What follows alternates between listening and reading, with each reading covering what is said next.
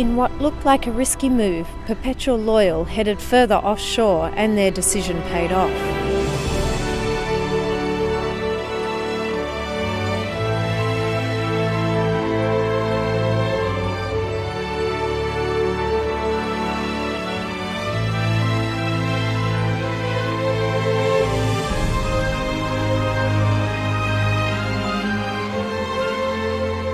Lead changes, close and exciting ocean racing has been characteristic of the first 24 hours of the Rolex Sydney Hobart.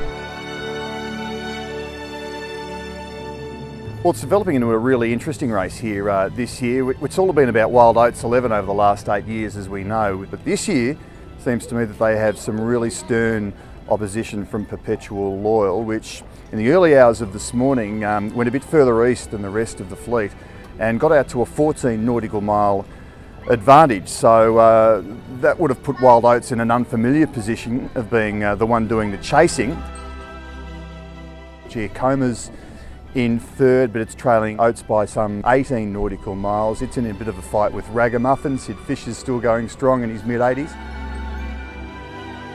The big question is what confronts them now as they head past Gabo Island and down Bass Strait. I think they're going to be hitting some big southerlies, so any hope of a race record or a really quick race is probably gone.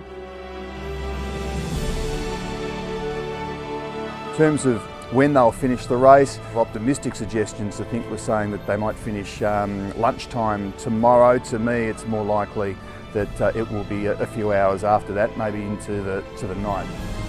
There is a westerly change due tomorrow evening. That could cause some issues for the fleet as that change moves through and the wind's turning around to the west to southwesterly.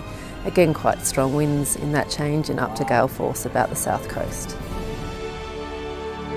The smaller boats, the medium class boats in this fleet are going to have their work cut out for them because it's going to be pretty rough out there and that will slow things down. With another day of racing for the frontrunners, it will come down to tactics. In her 8 years of racing, Wild Oats 11 has been beaten to Hobart by 2 boats. Perpetual Loyal is hoping to be the third.